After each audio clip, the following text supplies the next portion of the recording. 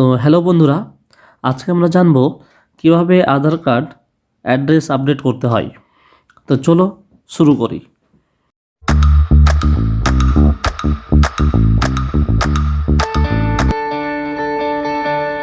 প্রথমে আমরা যে কোনো একটা ব্রাউজারে সার্চ বারে লিখব মাই আধার।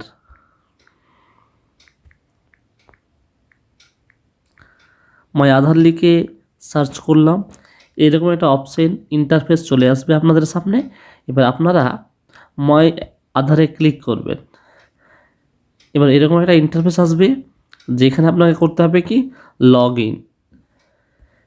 এই যে অপশনটা দেখতে পাচ্ছি আমরা এই লগ ইনে ক্লিক করব। লগ ইনে ক্লিক করা মাত্রই আপনাদের সামনে এরকম একটা ইন্টারফেস চলে আসবে। তো আপনারা ইন্টার আধার এখানে নিজের আধার নম্বরটা দিবেন।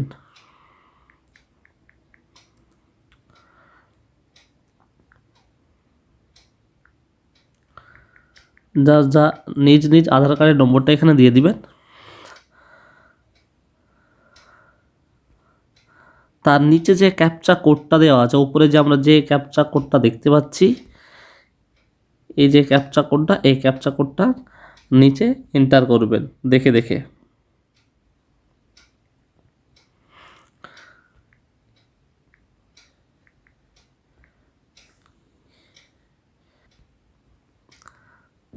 তারপরে আপনাকে এই যে সেন্ড ওটিপিতে ক্লিক করতে হবে। আচ্ছা, তারপরে আপনারা ইন্টার আধারে আধার নম্বর দিবেন, তারপরে ক্যাপচা কোড দিবেন, তারপরে সেন্ড ওটিপিতে ক্লিক করবেন। আপনার মোবাইল নম্বরে একটা ওটিপি চলে যাবে। তারপরে আপনি ওটিপিটা দেখে দেখে টাইপ করে আপনি লগ ইন করে দেবেন। তারপরে আপনি এরকম একটা ইন্টারফেস পেয়ে যাবেন যেখানে অপশান রয়েছে ডকুমেন্ট আপডেট, ডাউনলোড আধার, অর্ডার আধার, পিভিসি কার্ড, অ্যাড্রেস আপডেট। তো আমরা যেহেতু অ্যাড্রেস আপডেট করব, তো অ্যাড্রেস আপডেটে ক্লিক করতে হবে। এই যে অপশানটা রয়েছে অ্যাড্রেস আপডেট, এইখানে আমরা ক্লিক করব। তো সেখানে ক্লিক করার পর এরকম একটা অপশান চলে আসলো। এখানে অপশান রয়েছে আপডেট আধার অনলাইন। আমরা যেহেতু অনলাইনে আপডেট করব, তাই আমাদেরকে এই অপশানটাতে ক্লিক করতে হবে। ক্লিক করে দিলাম।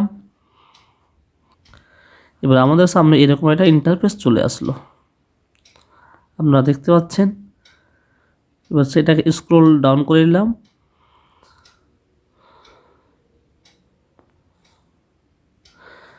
এবার নিচে যে অপশনটা রয়েছে এই যে প্রসিড টু আপডেট আধার, এখানে ক্লিক করব।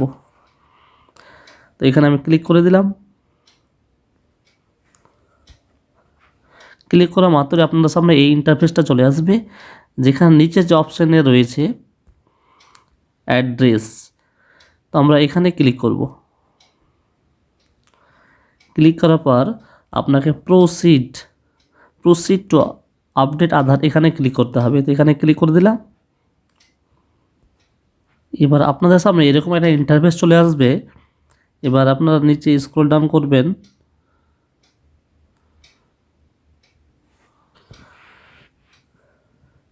তো দেখতে পাচ্ছেন এখানে লেখা আছে কেয়ার অফ দিয়ে আপনার যে গার্জেন নেমটা আছে সেই গার্জেন নেমটা এখানে দেবেন। তারপর আবার স্ক্রল ডাউন করবেন, হাউস বিল্ডিং অ্যাপার্টমেন্ট নম্বরটা দিবেন এখানে। তার নিচে আপনাকে স্ট্রিট রোড লেন নম্বর দিতে হবে। তারপর আপনাকে এরিয়া, লোকাল, সেক্টর, ল্যান্ডমার্ক থাকলে দিবেন, না তো না দিবেন।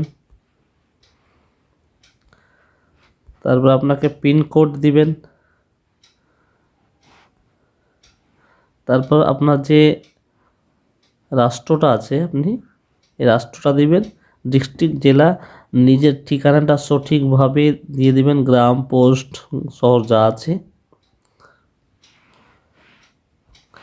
এবার সব কিছু পূর্ণ করে দিয়ে আপনি এই জায়গাতে আসবেন যেখানে আপনাকে ডকুমেন্ট আপলোড করতে বলা হবে। তো এখানে ক্লিক করলে আপনার সামনে এরকম একটা ইন্টারফেস চলে আসবে। এবার আপনার কাছে যে সঠিক অ্যাড্রেস প্রুফ ডকুমেন্টটা আছে সেই ডকুমেন্টটাই আপনাকে এখানে সিলেক্ট করতে হবে। এখানে অনেকগুলি অপশান রয়েছে, ভালো করে পড়বেন। যদি আপনার কাছে ওবিসি সার্টিফিকেট থাকে সঠিক অ্যাড্রেস প্রুফ হিসাবে সেটা দিবেন, পাসবুক থাকলে পাসবুক দিবেন, স্কুল লিভিং সার্টিফিকেট দিতে পারেন।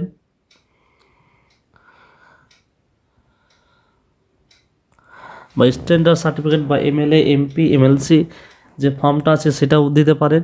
সেই ফর্মটা আমি অবশ্যই ডিসক্রিপশনে দিয়ে দিব। সেই ফর্মটা পূর্ণ করে এমএলএ বা ভিডিও সিগনেচার করে আপনি এখানে আপলোড করতে পারবেন। তো আমি এখন দিব ভোটার আইডি কার্ড। এই যে অপশানটা আছে ভোটার আইডি কার্ড, সেটা আমি আপলোড করব।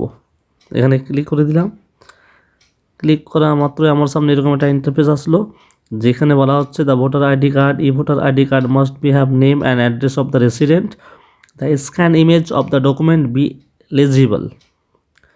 তো অর্থাৎ যে কোনো ভোটার কার্ড হলেই হলো আপনার, সেটা ই ভোটার হোক বা আপনার ফিজিক্যাল হোক, আপনি সেটাকে এক কপি স্ক্যান করে এখানে আপলোড করবেন।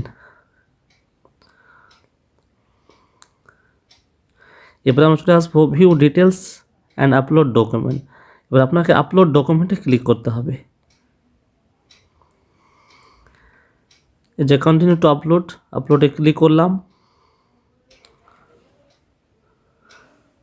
এবার আপনার যেখানে ডকুমেন্ট আছে সেখানে সিলেক্ট করে আপনি ডকুমেন্টটা সিলেক্ট করবেন। ডকুমেন্টটা আপলোড হয়ে গেলেই আপনার এখানে এরকম একটা স্ক্রিন দেখাবে, গ্রিন সিগন্যাল এবং যেখানে লেখা থাকবে 100%।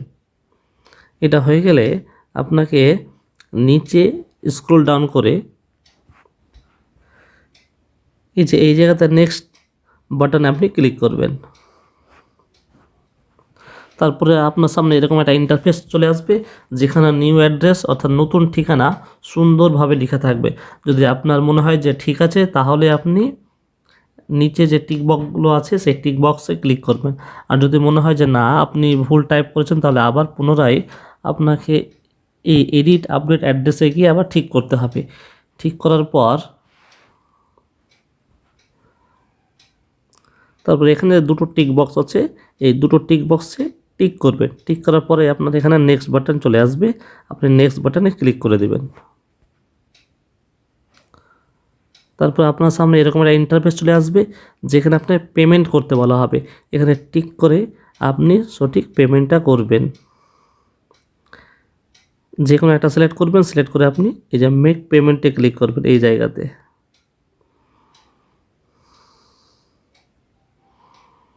এবার আপনার কাছে চলে আসলো পেমেন্ট করা ইন্টারফেসটা। আপনি যদি ফোন ইউপিআই থেকে পেমেন্ট করেন, ফোনপে থেকে করবেন, পেটিএম থেকে করলে পেটিএম থেকে করবেন। নেট ব্যাঙ্কিং অপশান আছে এখানে দেখতে পাচ্ছেন, UPI, Google pay, PhonePe, Paytm, অনেকগুলি অপশান আছে। যদি আপনি বলেন যে ডেবিট কার্ড বা ক্রেডিট কার্ডের মাধ্যমে পেমেন্ট করবেন, তাও হবে। নেট ব্যাঙ্কিংয়ের মাধ্যমে হবে। আপনি যেভাবে পারেন এই এতগুলো অপশানের মধ্যে যে কোনো একটা অপশানে গিয়ে সিলেক্ট করে আপনি পেমেন্টটা কমপ্লিট করুন, ব্যাস আপনার কাজ কমপ্লিট। তারপরে আপনাকে একটা SRN নম্বর দিয়ে দেওয়া হবে, সেই নম্বরে আপনি চেক করবেন। 3 বা 4 দিন পরেই আপনি সেই নতুন আপডেট আধার কার্ডটা ডাউনলোড করতে পারবেন। ধন্যবাদ।